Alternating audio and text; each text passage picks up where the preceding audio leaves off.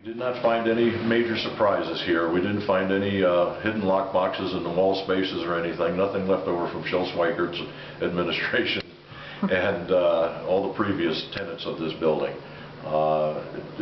We found newspapers and things like that in walls, but nothing of any historic nature or really truly unique surprises in the demolition process. A reception area. There used to be a wall here, a door here, had a window for reception coming into Town Hall. Here in the front, this is now going to be all dedicated to Destination Hudson. Liz Murphy, Ron Stoley and company will be occupying this space.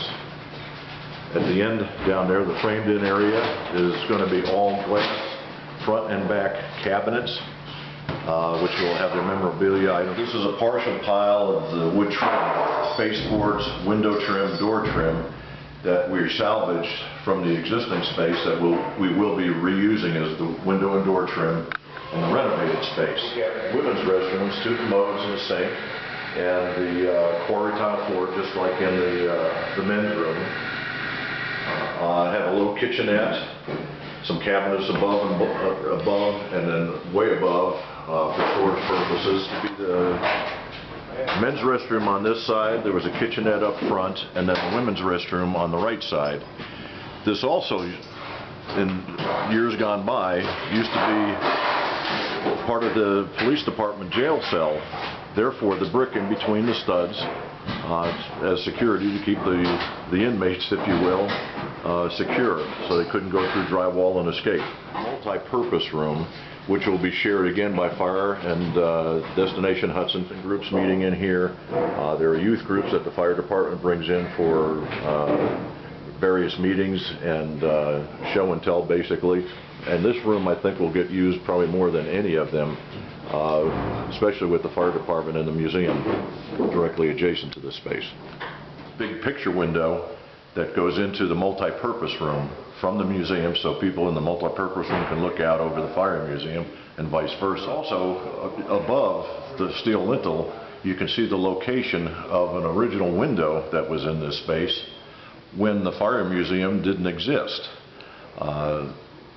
The original town hall was its own standalone structure until they added the fire department wing here. Now we are in the fire department's museum, which will house the 1948 motorized pumper truck, as well as in the rear end over here, the hand pumper, the antique hand pumper that shows up at the ice cream social every year. The interior of this will all be beadboard, similar to what was in here originally when it was originally added, from floor to ceiling on the rear wall, and then a wainscot up to the elevation of the window sills on the other 3 walls.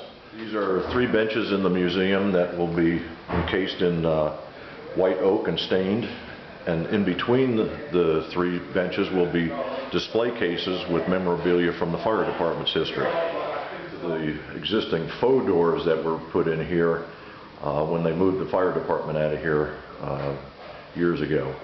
And we will be doors again. We have mahogany doors coming for the outside and glass sliders for the inside, so the folks from the residents can come in here and visit the museum when it is open.